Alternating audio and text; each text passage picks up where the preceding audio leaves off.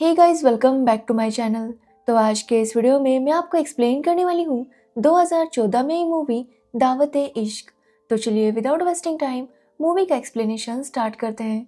तो मूवी की शुरुआत में हमें अब्दुल नाम के एक बुजुर्ग को दिखाया जाता है जो कि एक क्लर्क है और वो अपनी बेटी गुलरेज के साथ हैदराबाद में रहता है। एक्चुअली गुलरेज जब छोटी थी तभी उसकी माँ की डेथ हो गई थी और तब से गुलरेज की पूरी जिम्मेदारी अब्दुल के ऊपर थी। अब गुलरेज की बात करें तो उसने बीकॉम किया है और वो मॉल में एक फुटवेयर स्टोर में सेल्स गर्ल का जॉब करती है। अब गुल के पापा चाहते थे कि जल्दी से उसकी शादी हो जाए ताकि उनके ऊपर जो गुल की जिम्मेदारी है उसे वो पूरी कर सके। उन्होंने गुल के दहेज के लिए 15 से 17 लाख रुपए जमा करके रखे थे, जिसके बाद गुल को एक लड़के वाले देखने आता है, लेकिन वो लड़के के पिता अब्दुल से 40 लाख रुपए दहेज की डिमांड करते हैं। अब ये सुनकर अब्दुल भी काफी शौक था क्योंकि उसके पास इतने पैसे नहीं थे। तो वही गुल और वो लड़का जब बात करने जाते हैं तो गुल को पता चलता है कि उस लड़के ने अपने बायोडाटा में सब कुछ झूठ लिखा था। मतलब उसने लिखा था कि वो अमेरिका जाने वाला है, लेकिन उसे इंग्लिश बोलना तक नहीं आता था। साथ ही उसका एजुकेशन भी जितना उसने लिखा था उतना कंप्लीट नहीं था। ये देखने के बाद गुल समझ जाती है कि वो लोग उन्हें फंसाने वाले हैं, इसलिए वो उनकी बेइज्जती करती है और उन्हें वहाँ से निकाल देती है। अब ये देखकर अब्दुल काफ़ी हैरान हो जाता है क्योंकि वो समझ नहीं पा रहा था कि आखिर गुल की शादी कैसे होगी। तो वही अगले दिन गुल जब अपने स्टोर जाने के लिए तैयार हो जाती है तो वो रास्ते में अब्दुल को हाई कोर्ट छोड़ देती है। एक्चुअली अब्दुल कोर्ट में ही क्लर्क था। अब वहां पर आज एक बहुत बड़े केस का फैसला होने वाला था। एक्चुअली ये केस 498A का था, यानी कि दहेज का, जो कि एक वाइफ ने अपने हस्बैंड और उसकी फैमिली पर किया था। अब वाइफ वो केस जीत जाती है, जिसके बाद कोर्ट के कहने के मुताबिक हस्बैंड को अपनी सैलरी में से 2% हर महीना उसे मेंटेनेंस के लिए देना पड़ता है। साथ ही 2 करोड़ की एलिमनी और एक घर भी देना पड़ता है। अब ये फैसला सुनकर वाइफ बहुत ज्यादा खुश हो जाती है। तो वही दूसरी तरफ हम गुल को देखते हैं जो अपनी शॉप में जाने के बाद उसकी शॉप के सामने जो कैफे था वहां पर देखने लगती है। एक्चुअली वहां पर हमेशा एक अमजद नाम का लड़का आता था और गुल उसे पसंद करती थी और इसी वजह से वो हमेशा उसे देखा करती थी। तो वही हम अमजद को देखते हैं जो भी जब गुल को देखता है तो उससे बात करने के लिए आ जाता है। और यहाँ पर गुल को पता चलता है कि अमजद भी गुल को देखने के लिए उस कैफे में आया करता था। अब ये सुनने के बाद गुल को काफी खुशी होती है, जिसके बाद उसके और अमजद की दोस्ती हो जाती है। दोनों साथ में काफी ज्यादा टाइम स्पेंड करने लगते हैं। अब यहाँ पर अमजद गुल को बताता है कि वो एमबीए करने के लिए अमेरिका जाने वाला है, जो सुनकर गुल काफी खुश होती है क्योंकि उसे भी फैशन डिजाइनिंग के कोर्स के लिए अमेरिका जाना था, लेकिन उसके पास इतने पैसे नहीं थे। अब ये सुनने पर अमजद उसे कहता है कि वो दोनों साथ में जाएंगे। अब ये सुनकर गुल काफी हैरान थी, तो अमजद गुल से कहता है कि क्यों ना वो दोनों शादी कर ले, शादी के बाद वो दोनों साथ में जा सकते हैं। अब ये सुनने के बाद गुल की खुशी का ठिकाना नहीं था क्योंकि वो अमजद को पसंद करती थी। साथ ही अमजद पढ़ा लिखा भी था और इसी वजह से वो इस शादी के लिए हाँ कर देती है। लेकिन अमजद कहता है कि उसके घर में लव मैरिज अलाउ नहीं है, इसलिए वो कल ही अपने मॉम डैड के साथ गुल के पास आएगा ताकि वो लोग रिश्ते की बात कर सके। अब ये सुनकर गुल भी काफी खुश थी और वो इसके बारे में अब्दुल को बताती है। अब अब्दुल भी गुल के लिए काफी खुश था, जिसके बाद वो अमजद के पेरेंट्स से एक रेस्टोरेंट में मिलता है जहाँ पर ये लोग रिश्ते की बात करने लगते हैं। और तब अमजद के पापा गुल के पापा से कहते हैं कि उन्हें दहेज में कुछ भी पैसे नहीं चाहिए, बट वो बस इतना चाहते हैं कि अब्दुल अमजद की थोड़ी सी मदद करे। वो बताते हैं कि अमजद अमेरिका जाकर एमबीए करना चाहता है और साथ ही उसके साथ गुल भी जाने वाली है, इसलिए वो चाहते थे कि अब्दुल ही उन दोनों का सारा खर्चा उठाए। अब ये सुनने के बाद अब्दुल पूरी तरह से हिल गया था क्योंकि उन दोनों का खर्चा लगभग 80 लाख हो जाता और अब्दुल के पास इतने पैसे नहीं थे। अब्दुल ने तो बस 15 से 16 लाख रुपए जमा करके रखे थे। अब ये सारी बात गुल भी सुन रही थी और ये देखकर वो काफी हैरान थी कि अमजद वहां पर कुछ भी नहीं बोल रहा था। मतलब अमजद के पापा गुल के पापा से शादी के बदले इतने सारे पैसे मांग रहे थे, लेकिन अमजद वहां पर एक शब्द भी नहीं बोलता। और ये देखकर गुल समझ जाती है कि भले वो अमजद को पसंद करती है, लेकिन अमजद ठीक वैसा ही लड़का है जैसे उसने अब तक देखे थे। और इसी वजह से वो अमजद और उसकी फैमिली पर काफी गुस्सा होती है और उन्हें काफी बातें सुनाकर वहां से निकल आती है। अब गुल के साथ जो आज हुआ था उसकी वजह से वो बहुत ज्यादा अपसेट थी। तो वही टीवी पर बार बार 498A वो दहेज वाला केस ही दिखाया जा रहा था। अब वो न्यूज देखकर गुल के दिमाग में एक आइडिया आता है, लेकिन उसे इम्प्लीमेंट करने के लिए उसे अब्दुल की हेल्प चाहिए थी। लेकिन अब्दुल को मनाना बहुत ज्यादा मुश्किल था क्योंकि अब्दुल काफी उसूलों वाला आदमी था और गुल जानती थी कि अब्दुल इतनी आसानी से इसके लिए नहीं मानेगा। एक्चुअली गुल का प्लान था कि वो अपने पापा के साथ मिलकर अपनी पहचान बदलेगी, मतलब अपने सारे डॉक्यूमेंट्स, पासपोर्ट, ये सब कुछ, जिसके बाद वो लोग एक नए शहर में जाएंगे और वहां पर ऐसे दिखाएंगे कि वो दुबई से आए हैं और दुबई में उनका काफी बड़ा बिजनेस है। यानी कि वो बहुत ज़्यादा रिच है। जिसके बाद गुल के लिए वहाँ पर लड़के देखे जाएंगे और यहाँ पर वो लोग ऐसे दिखाएंगे कि जो भी वो दहेज मांगते हैं गुल के पापा वो दहेज देने के लिए तैयार हैं। जिसके बाद उसकी किसी अमीर लड़के के साथ शादी करवा देंगे। जिसके बाद शादी वाले रात ही गुल सारे गहने पैसे लेकर लड़के वालों के घर से भाग जाएगी। जिसके बाद वो लड़के वालों को धमकी देगी कि वो उनके ऊपर 498A वाला केस करेंगे, क्योंकि लड़के वालों ने तो दहेज लिया होगा, जिसकी वजह से वो डर कर कुछ भी नहीं कर पाएंगे। एक्चुअली गुल का प्लान था कि उनके पास जो भी पैसे हैं उसमें से कुछ पैसे वो धीरम में कन्वर्ट करेंगे और बाकी काफ़ी सारे पैसे नकली रखेंगे, क्योंकि उस तरह से लड़के वालों को उनके ऊपर शक नहीं होगा। लेकिन गुल जब इस आइडिया के बारे में अब्दुल को बताती है तो अब्दुल ये सुनकर काफ़ी शॉक था। उसने कभी नहीं सोचा था कि उसकी बेटी ऐसा कुछ सोच सकती है। लेकिन गुल कहती है कि ऐसा करने से उनके पास बहुत सारे पैसे आ जाएंगे। साथ ही गुल अमेरिका जाकर अपना कोर्स भी कर सकती है और वो दोनों वहाँ पर आराम से रहेंगे। अब ये सुनने के बाद अब्दुल उसे मना कर देता है, क्योंकि अब्दुल किसी भी हाल में ऐसा फ्रॉड करने के लिए तैयार नहीं था। अब गुल उसे मनाने की काफ़ी कोशिश करती है, लेकिन कोई फ़ायदा नहीं होता। जिसके बाद एक दिन जब अब्दुल कोर्ट जाता है तो वहाँ पर उनकी कार का एक छोटा सा एक्सीडेंट हो जाता है, जहाँ पर अब्दुल को चोट लगती है। इसलिए गुल उसे हॉस्पिटल लेकर जाती है। अब वहाँ जाने के बाद अब्दुल काफ़ी डर गया था कि अगर किसी दिन उसे कुछ हो गया तो पता नहीं गुल का क्या होगा, और इसी वजह से वो डिसाइड करता है कि वो गुल का सपना पूरा करेगा और वो उसके साथ इस प्लान में शामिल हो जाता है। जो सुनकर गुल बहुत ज़्यादा खुश थी। जिसके बाद वो दोनों मिलकर लखनऊ शहर चूज करते हैं, क्योंकि वो दोनों अपना पहला शिकार वहीं पर ढूंढने वाले थे। अब वो दोनों अपना गेटअप चेंज करके और अपनी पहचान बदल कर लखनऊ पहुंच जाते हैं। गुल ने अपना नाम सानिया रखा था, तो वही अब्दुल ने अपना नाम हबीबुल्ला रखा था। साथ ही इन्होंने अपने पैसों को भी दिरहम में कन्वर्ट कर लिया था, ताकि किसी को भी इनके ऊपर डाउट ना हो। अब ये दोनों एक 5 स्टार होटल में जाकर रुक जाते हैं, ताकि वो मीटिंग वहीं पर कर सके और किसी को भी इनके ऊपर डाउट ना हो।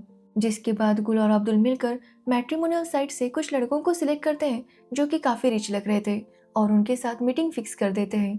लेकिन अब मीटिंग में 4 घंटे बाकी थे और इन दोनों को काफ़ी भूख लगी थी, इसलिए वो डिसाइड करते हैं कि वो लंच करेंगे। लेकिन जब होटल का रेस्टोरेंट का मेनू चेक करते हैं तो वो बहुत ज़्यादा महंगा था, इसलिए वो डिसाइड करते हैं कि बाहर किसी रोड साइड रेस्टोरेंट पर जाकर खाना खाएंगे।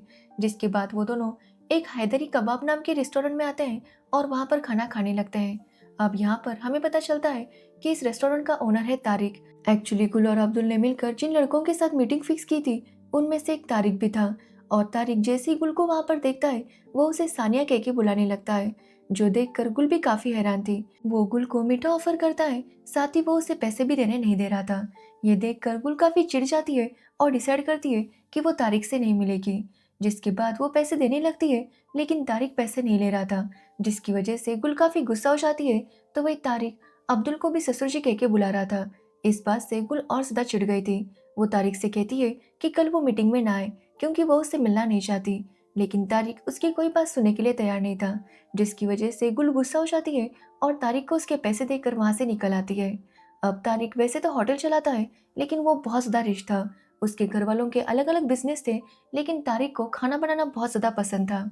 अब अगले दिन तारिक गुल से मिलने के लिए उसके होटल जाता है, लेकिन गुल उससे मिलना नहीं चाहती थी। लेकिन उस होटल में काफी सारा स्टाफ तारिक के पहचान का था, इसलिए तारिक अपनी पहचान लगाकर सीधा गुल के रूम में चला जाता है, जो देखकर गुल भी काफी हैरान थी और तारिक को वहां से जाने के लिए कहती है। लेकिन तारिक कहता है कि अगर गुल उससे मिलना नहीं चाहती तो ना मिले, लेकिन वो गुल के लिए कुछ कबाब लेकर आया है और वो चाहता है कि गुल उसे टेस्ट करे।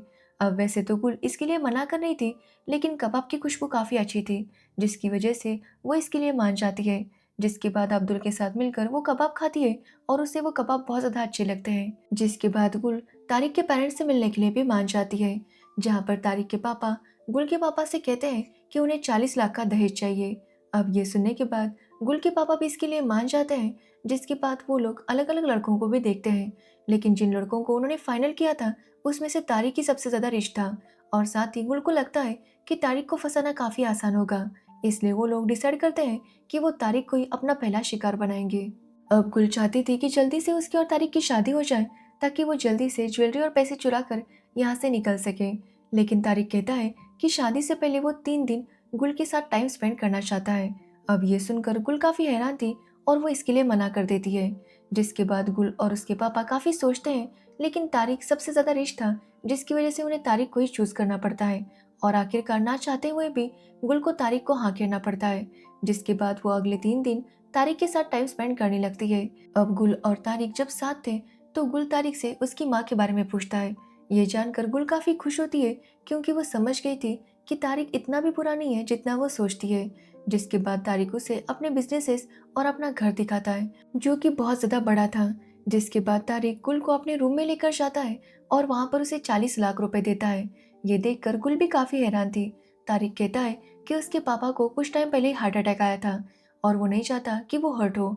वो गुल से कहता है कि वो गुल की फैमिली से दहेज नहीं ले सकता क्योंकि वो इस सब में नहीं मानता और इसलिए वो चाहता है कि गुल ये पैसे अपने पापा को दे ताकि गुल के पापा ये पैसे तारिक के पापा को दे, ताकि तारिक के पापा का मन हल्का हो जाएगा कि उन्हें दहेज मिला है जबकि उन्होंने दहेज नहीं लिया। अब ये सुनकर गुल काफी हैरान थी कि तारिक इतना अच्छा कैसे हो सकता है क्योंकि उसने तो अब तक सारे लड़के ऐसे ही देखे थे जो बस दहेज के लिए मरे जा रहे थे। लेकिन तारिक ने इतनी जल्दी गुल के ऊपर इतना भरोसा किया था और इस बात ने गुल का दिल जीत लिया था। लेकिन आखिरकार वो यहाँ से पलट नहीं सकती थी। उसे कुछ भी करके तारिक के साथ शादी करनी थी ताकि वो सारे पैसे लेकर यहाँ से भाग सके। जिसके बाद गुल और तारिक की शादी तय हो जाती है और वो लोग डिसाइड करते हैं कि शादी बहुत ज़्यादा सिंपल तरीके से होगी। अब गुल के पापा शादी के बाद तारिक के घर वालों को पैसे भी देते हैं। अब ये देखकर तारिक काफ़ी हैरान था क्योंकि उन लोगों ने धीरम में पैसे दिए थे जबकि तारिक ने उन्हें इंडियन करेंसी में पैसे दे दिए थे। जिसके बाद अब्दुल सबसे कहता है कि उसने तारिक और गुल के लिए यहाँ पर एक हनीमून सूट बुक किया है, जो सुनकर तारिक भी काफ़ी खुश होता है। अब कुछ टाइम बाद जब तारिक अपने रूम में जाता है तो वो गुल से पूछता है कि आखिर गुल के पापा ने वो पैसे क्यों नहीं दिए जो तारिक ने उन्हें दिए थे। जिस पर गुल कहती है कि अगर उसके पापा वो पैसे देते तो शायद तारिक के पापा को डाउट हो जाता, इसलिए उन्होंने अपने पास के पैसे दिए। जिसके बाद गुल तारिक को अपने हाथों से खुद की बनाई हुई खीर खिलाती है जिसमें उसने नींद की दवाई मिला दी थी, जिसे खाने के बाद तारिक वहीं पर सो जाता है। जिसके बाद गुल तारिक के लिए वह 40 लाख रुपए लेकर वहां से निकल आती है और वो और अब्दुल जाकर पुलिस स्टेशन में तारिक और उसकी फैमिली के ऊपर 498A का केस फाइल कर देते हैं। अब अगले दिन जब तारिक उठता है तो वहां पर गुल नहीं थी। वो गुल को हर जगह ढूंढने लगता है लेकिन कुछ टाइम बाद उनके घर पर पुलिस आती है और तारिक के पापा से कहती है कि उन्हें अरेस्ट किया जाता है, जो सुनकर वो दोनों काफी शॉक थे। अब तारिक समझ नहीं पा रहा था कि आखिर गुल उसके साथ ऐसे कैसे कर सकती है। तो वही पुलिस ऑफिसर तारिक से कहता है कि गुल जो सेटलमेंट अमाउंट मांग रही है वो उसे चुपचाप दे दे, नहीं तो ये केस काफी आगे बढ़ेगा और उनकी बहुत ज्यादा बदनामी होगी। एक्चुअली गुल के पास तारिक के पापा का वो वीडियो था जिसमें वो दहेज मांग रहे थे और इसी वजह से गुल का केस काफी ज्यादा स्ट्रांग था। अब ये सब देखने के बाद तारिक भी इसके लिए मान जाता है। जिसके बाद वो गुल को कॉल करने लगता है लेकिन गुल का कॉल नहीं लग रहा था। एक्चुअली गुल और अब्दुल दोनों वापस हैदराबाद आ चुके थे। तो वही हम तारिक को देखते हैं जो कंटिन्यूसली गुल को ढूंढने में लग जाता है और आखिरकार तारिक की बहन को गुल सोशल मीडिया पर दिखाई दे देती है, जहाँ पर उसे पता चलता है कि वो कौन से स्टोर में काम करती है। और जैसे उन्हें पता चलता है कि वो हैदराबाद की है, तारिक तुरंत अपने दोस्त के साथ हैदराबाद चला आता है। तो वही हम गुल को देखते हैं जिसके पास अब 40 लाख रुपए थे और वो यही सोच रही थी कि आखिर वो इन ब्लैक के पैसों को व्हाइट में कैसे कन्वर्ट करेगी। और इसके लिए वो एक गुंडे की मदद लेती है और उसे कुछ कमीशन देकर उन पैसों को व्हाइट में कन्वर्ट करने के लिए कहती है, लेकिन वो गुंडा उसे धोखा देने की फिराक में था। तो वही हम गुल को देखते हैं जिसे बार बार तारिक की याद आ रही थी और उसे लग रहा था कि उसने तारिक के साथ जो किया है वो बहुत ज़्यादा गलत है और इसी वजह से वो काफ़ी ज़्यादा गिल्टी थी। तो वही वो गुंडा गुल के ऊपर हमला करने की कोशिश करता है ताकि वो उसके सारे पैसे ले सके। लेकिन गुल जब वहाँ से भाग निकल रही थी तो वो गुंडा उसके ऊपर गोली चलाने की कोशिश करता है, लेकिन तभी वहाँ पर तारिक आता है जिसने गुल का पता लगा लिया था और वो गुल को गुंडों से बचा लेता है। जिसके बाद वो गुंडा जब तारिक के ऊपर गोली चलाने वाला था तो गुल भी तारिक को बचा लेती है। ये देखकर तारिक समझ जाता है कि कहीं ना कहीं गुल भी उससे पसंद करती है। तो वही गुल तारिक से कहती है कि वो अच्छा हुआ यहाँ पर आ गया क्योंकि वो खुद लखनऊ आने वाली थी ताकि वो तारिक के सारे पैसे लौटा सके। वो तारिक से कहती है कि तारिक ने उसके ऊपर भरोसा किया था और उसने उसका भरोसा तोड़ा। गुल को लगा था पहले कि तारिक भी बाकी लड़कों की तरह होगा, लेकिन जब तारिक ने उसे 40 लाख रुपए दिए तो वो समझ गई कि तारिक उन बाकी लड़कों की तरह नहीं है और इसी वजह से वो तारिक के पैसे लौटाने के लिए वापस आने वाली थी कि तभी वहाँ पर तारिक के पापा भी आते हैं और वो चाहते थे कि गुल और उसके पापा अरेस्ट हो जाए, लेकिन तारिक उन्हें पुलिस केस करने से मना कर देता है क्योंकि तारिक समझ गया था कि गुल ने जो कुछ भी किया था वो अपनी मजबूरी में किया था। एक्चुअली तारिक अभी भी गुल से प्यार करता था, तो वही गुल को भी अब तारिक से प्यार हो गया था, इसलिए वो दोनों इस बार प्रॉपर तरीके से शादी करते हैं, वो भी बिना दहेज के। जिसके बाद गुल वहीं पर अपना बुटीक स्टार्ट कर देती है और यहीं पर ये मूवी एंड हो जाती है। तो ये थी दावत इश्क मूवी की स्टोरी। अगर आपको इस मूवी की स्टोरी और मेरा एक्सप्लेनेशन पसंद आया हो तो वीडियो को लाइक कमेंट शेयर ज़रूर करना और मेरे चैनल को सब्सक्राइब करना बिल्कुल मत भूलना। Thanks for watching video.